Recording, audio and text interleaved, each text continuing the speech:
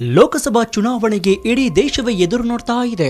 ಕೇಂದ್ರದಲ್ಲಿ ಹೊಸ ಸರ್ಕಾರ ರಚನೆಗೆ ನೀವೆಲ್ಲರೂ ಕೈ ಜೋಡಿಸಬೇಕಾಗಿದೆ. ನಿಮ್ಮ ಕ್ಷೇತ್ರದ ಸಂಸದರನ್ನ ಆಯ್ಕೆ ಮಾಡೋದಕ್ಕೆ ಮತದಾನ ಮಾಡಬೇಕಾಗಿದೆ.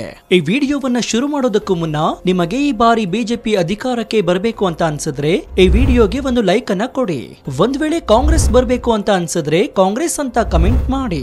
ಮೋದಿ ಅವರೇ ಮತ್ತೆ ಪ್ರಧಾನಿ ಆಗ್ಬೇಕು ಅಂತ ಅನ್ಸಿದ್ರೆ ಲೈಕ್ ಜೊತೆಗೆ ಜೈ ಮೋದಿಜಿ ಅಂತ ಕಮೆಂಟ್ ಮಾಡಿ.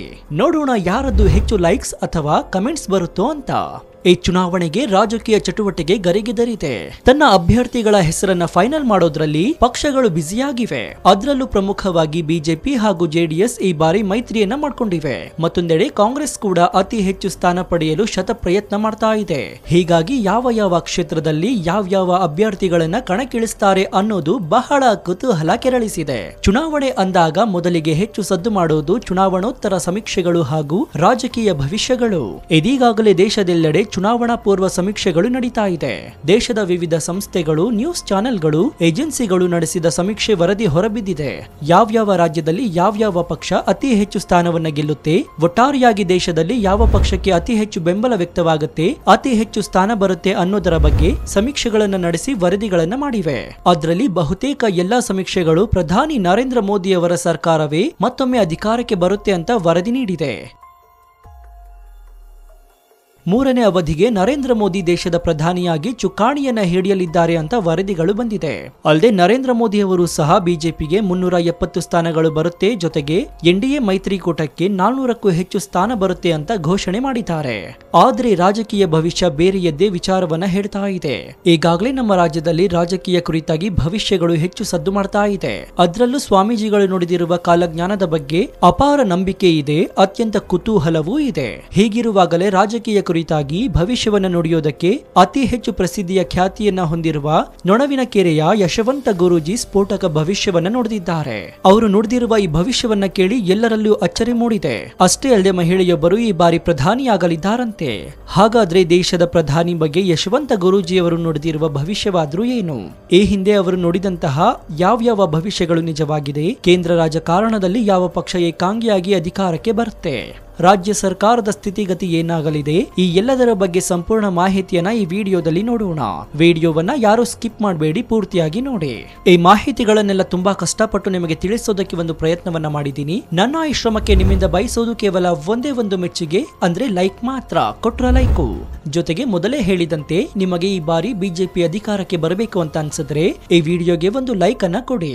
ಒಂದ್ ವೇಳೆ ಕಾಂಗ್ರೆಸ್ ಬರಬೇಕು ಅಂತ ಅನ್ಸಿದ್ರೆ ಕಾಂಗ್ರೆಸ್ ಅಂತ ಕಮೆಂಟ್ ಮಾಡಿ. ಮೋದಿ ಅವರೇ ಮತ್ತೆ ಪ್ರಧಾನಿ ಬೇಕು ಅಂತ ಅನ್ಸಿದ್ರೆ ಲೈಕ್ ಜೊತೆಗೆ ಜೈ ಮೋದಿಜಿ ಅಂತ ಕಮೆಂಟ್ ಮಾಡಿ. ನೋಡೋಣ ಯಾರದ್ದು ಹೆಚ್ಚು ಲೈಕ್ಸ್ ಅಥವಾ ಕಮೆಂಟ್ಸ್ ಬರುತ್ತೋ ಅಂತ. ಸೋ ಇನ್ಯಾಕ್ ತಡ, ಬನ್ನಿ ಸುದ್ದಿ ಜಾಲದೊಳಗೆ ಹೋಗೋಣ. ಯಶವಂತ ಗುರೂಜಿಯವರು ರಾಜ್ಯದಲ್ಲಿ ರಾಜಕಾರಣ ಕುರಿತಾಗಿ ಭವಿಷ್ಯವನ್ನ ನುಡಿಯೋದಕ್ಕೆ ಹೆಸರುವಾಸಿಯಾಗಿದ್ದಾರೆ. ತುಮಕೂರಿನ ನೊಣವಿನಕೆರೆಯ ಯಶವಂತ ಗುರೂಜಿಯವರು ಸಾಕಷ್ಟು ಬಾರಿ ಈ ರೀತಿಯ ರಾಜಕಾರಣದ ಕುರಿತಾಗಿ ಭವಿಷ್ಯವನ್ನ ನುಡಿದಿದ್ದಾರೆ. ಅವರು ನುಡಿದಿರುವಂತಹ ಬಹುತೇಕ ಎಲ್ಲ ಭವಿಷ್ಯಗಳು ನಿಜವಾಗಿದೆ. ನಿಮ್ಮೆಲ್ಲರಿಗೂ ಗೊತ್ತಿರೋ ಹಾಗೆ ಮೋದಿಜಿಯವರೇ ಪ್ರಧಾನಿ ಆಗ್ತಾರೆ ಅಂತ ಹೇಳಲಾಗ್ತಾ ಇದೆ. ಬಿಜೆಪಿ ಪಕ್ಷಕ್ಕೆ 400ಕ್ಕೂ ಹೆಚ್ಚು ಸ್ಥಾನ ಬರುತ್ತೆ ಅಂತ ಹೇಳಿದ್ದಾರೆ. ಸಮೀಕ್ಷೆಗಳು ಕೂಡ ಅದನ್ನೇ ಹೇಳ್ತಾ ಇವೆ. ಆದ್ರೆ ಈ ಗುರೂಜಿಯವರು ಮಾತ್ರ ಮಹಿಳೆಯೊಬ್ಬರು ಪ್ರಧಾನಿ ಆಗ್ತಾರೆ ಅಂತ ಕಾಲಜ್ಞಾನವನ್ನ ನುಡಿದಿದ್ದಾರೆ. ಈ ಮೂಲಕ ರಾಜಕೀಯವಾಗಿ ದೊಡ್ಡ ಮಟ್ಟದ ಸಂಚಲನಕ್ಕೆ ಕಾರಣರಾಗಿದ್ದಾರೆ. ದೇಶದೆಲ್ಲೆಡೆ ಪ್ರಧಾನಿ ನರೇಂದ್ರ ಮೋದಿ ಅವರು ಪ್ರಧಾನಿ ಆಗ್ತಾರೆ ಅಂತಿರುವಾಗ ಈ ರೀತಿಯ ಮಹಿಳೆಯೊಬ್ಬರು ಪ್ರಧಾನಿ ಆಗ್ತಾರೆ ಅಂತ ಸ್ವಾಮೀಜಿಯವರು ನುಡಿದಿದ್ದು ಯಾರು ಅನ್ನೋದನ್ನ ನಂಬೋದಕ್ಕೆ ಸಾಧ್ಯವಾಗ್ತಾ ಇಲ್ಲ. ಅದರಲ್ಲೂ ಮಹಿಳಾ ಪ್ರಧಾನಿ ಅಂದ್ರೆ ಯಾರಾಗಬಹುದು ಅನ್ನೋ ಕುತೂಹಲ ಕೂಡ ಮನೆ ಮಾಡಿದೆ. ಯಶವಂತ ಗುರೂಜಿಯವರ ಪ್ರಕಾರ ಕಾಂಗ್ರೆಸ್ ಪಕ್ಷಕ್ಕೆ ಒಕ್ಕೂಟ ಅಧಿಕಾರಕ್ಕೆ ಬರುತ್ತೆ.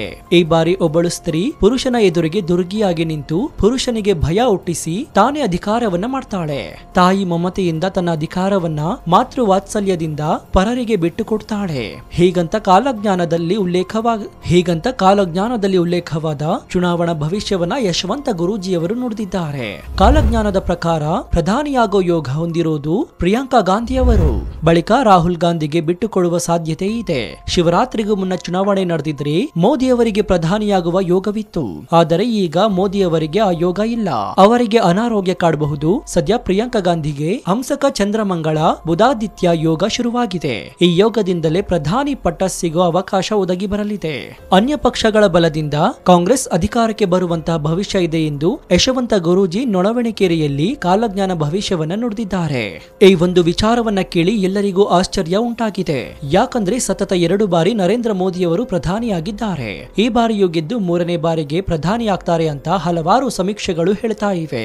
ಆದ್ರೆ ಯಶವಂತ ಗುರೂಜಿಯವರು ಮಾತ್ರ ಈ ಬಾರಿ ಮಹಿಳಾ ಪ್ರಧಾನಿಯಾಗ್ತಾರೆ, ಅದರಲ್ಲೂ ಪ್ರಿಯಾಂಕಾ ಗಾಂಧಿ ಪ್ರಧಾನಿಯಾಗ್ತಾರೆ ಅಂತ ಭವಿಷ್ಯವನ್ನ ನುಡಿದಿದ್ದಾರೆ. ಒಂದ್ ವೇಳೆ ಇದು ನಿಜವಾಗಿದ್ದೇ ಆದ್ರೆ ಇದೊಂದು ಆಶ್ಚರ್ಯ ಪವಾಡವಾಗ್ಬಿಡುತ್ತೆ.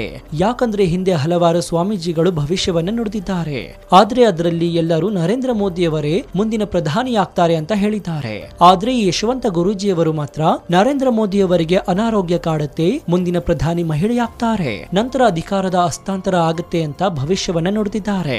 ಈ ಭವಿಷ್ಯದ ಹಣೆ ಬರಹ ಏನಾಗುತ್ತೆ ಅನ್ನೋದು ಇನ್ನು ಕೆಲವು ದಿನಗಳಲ್ಲಿ ಗೊತ್ತಾಗುತ್ತೆ. ಇನ್ನು ವೀಕ್ಷಕರೇ, ಈ ಹಿಂದೆ ಕೂಡ ಯಶವಂತ ಗುರೂಜಿಯವರು ನುಡಿದಿರುವಂತಹ ಭವಿಷ್ಯಗಳು ನಿಜವಾಗಿದೆ. ಹಿಂದೆ ವಿಧಾನಸಭಾ ಚುನಾವಣೆಯಲ್ಲಿ ಕಾಂಗ್ರೆಸ್ ಅಲೆಯೇ ಇರಲಿಲ್ಲ, ರಾಜ್ಯದಲ್ಲಿ ಕಾಂಗ್ರೆಸ್ ಅಧಿಕಾರಕ್ಕೆ ಬರುತ್ತೆ ಅಂತ ಹೇಳಿದ್ರು. ಆಗ ಯಾರು ಕೂಡ ನಂಬ್ತಾ ಇರಲಿಲ್ಲ. ಆದ್ರೆ ಯಶವಂತ ಗುರೂಜಿಯವರು ಮಾತ್ರ ಚುನಾವಣೆಗೆ ಹಲವು ದಿನಗಳ ಮುಂಚಿತವಾಗಿಯೇ ಕಾಂಗ್ರೆಸ್ ಅಧಿಕಾರಕ್ಕೆ ಬಂದೇ ಬರುತ್ತೆ, ಅದರಲ್ಲೂ ವಿಶೇಷವಾಗಿ ಬಹುಮತ ಕಾಂಗ್ರೆಸ್ಗೆ ಬರುತ್ತೆ ಅಂತ ಒತ್ತಿ ಹೇಳಿದ್ರು. ಚುನಾವಣೆ ಮುಗಿದ ನಂತರ ಅಚ್ಚರಿಯ ಫಲಿತಾಂಶ ಬಂದಿತ್ತು. ಕಾಲಜ್ಞಾನಿ ಡಾಕ್ಟರ್ ಯಶವಂತ ಗುರೂಜಿಯವರು ನುಡಿದಂತೆ ಕಾಂಗ್ರೆಸ್ಗೆ ಬಹುಮತ ಬಂತು. ಇದಾದ ನಂತರ ಕಾಂಗ್ರೆಸ್ಗೆ ಸರ್ಕಾರ ರಚನೆ ಮಾಡೋದು ಸವಾಲಿನ ಕೆಲಸವಾಗಿತ್ತು. ಸಿಎಂ ಕುರ್ಚಿಗಾಗಿ ಡಿಕೆಶಿ ಮತ್ತು ಸಿದ್ದರಾಮಯ್ಯನವರು ಜಿದ್ದಿಗೆ ಬಿದ್ದವರಂತೆ ಪೈಪೋಟಿಯನ್ನ ನಡೆಸಿದ್ರು. ಇದಾದ ನಂತರ ಇದರಲ್ಲಿ ಸಿದ್ದು ಗೆದ್ದು ಸಿಎಂ ಸ್ಥಾನವನ್ನ ಅಲಂಕರಿಸಿದ್ರು.